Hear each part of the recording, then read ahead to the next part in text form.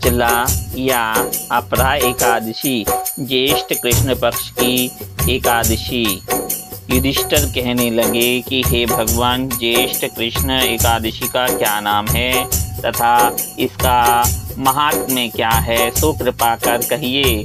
भगवान श्री कृष्ण कहने लगे कि हे राजन, यह एकादशी अचला तथा अपरा दो नामों से जानी जाती है। पुराणों के अनुसार ज्येष्ठ कृष्ण पक्ष की एकादशी अपरा एकादशी है, क्योंकि यह अपार धन देने वाली है। जो मनुष्य इस व्रत को करते हैं वे संसार में प्रसिद्ध हो जाते हैं। इस दिन भगवान त्रिविक्रम की पूजा की जाती है। अपरा एकादशी के व्रत के प्रभाव से ब्रह्महत्या, भूत योनि, दूसरे की निंदा आदि के सब पाप दूर हो जाते हैं। इस व्रत के करने से पर स्त्री गमन, झूठी गवाही देना, झूठ बोलना, झूठे शास्त्र पढ़ना या बनाना, झूठा ज्योतिषी बनना तथा झूठा वैद्य बनना आदि सब पाप नष्ट हो जाते हैं। जो क्षत्रिय युद्ध से भाग जाए वे नरकगामी होते हैं, परंतु अपरा एकादशी का व्रत करने से वे भी स्वर्ग को प्राप्त होते हैं। जो शिष्य गुरु से शिक्षा ग्रहण करते हैं फिर उनकी निंदा करते हैं वे अवश्य नरक में पड़ते हैं, मगर अपरा एकादशी का व्रत करने से वे भी इस पाप से मुक्त हो जाते हैं। जो फल तीनों पुष्कर में कार्तिक पूर्णिमा को स्नान करने से या गंगा तट पर पितरों को पिंडदान करने से प्राप्त होता है, वही अपरा एकादशी का व्रत करने से प्राप्त होता है।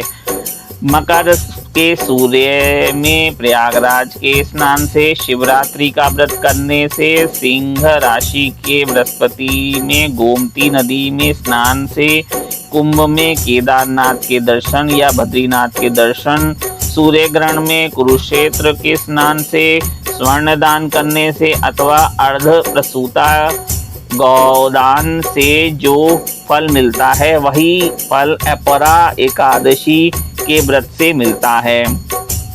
यह व्रत पाप रूपी वृक्ष को काटने के लिए कुल्हाड़ी है, पाप रूपी ईंधन को जलाने के लिए अग्नि, पाप रूपी अंधकार को मिटाने के लिए सूर्य के समान, मृगों को मारने के लिए सिंह के समान है। अतः मनुष्य को पापों से डरते हुए इस व्रत को अवश्य करना चाहिए। अपरा एकादशी का व्रत तथा भगवान का पूजन करने से मनुष्य सब पापों से छूटकर विष्णु लोक को जाता है। इसकी प्रचलित कथा है। प्राचीन काल में महीध्वज नामक एक धर्मात्मा राजा था। उसका छोटा भाई व्रजध्वज बड़ा ही क्रूर, अधर्मी तथा अन्यायी था। वह अपने बड़े भाई से द्वेष रखता था। उस पापी ने एक दिन रात्रि में अपने बड़े भाई की हत्या करके उसकी देह को एक जंगली पीपल के नीचे गाड़ दिया। इस अकाल मृत्यु से राजा प्रेतात्मा के रूप में उसी पीपल पर रहने लगा और अनेक उत्पात करने लगा। एक दिन अचानक धौम्य नामक ऋषि उधर से गुजरे। उन्होंने प्रेत को देखा और तपोबल से उसके अतीत को जान लिया। अपने तपोबल से प्रेत उत्पात का कारण समझा।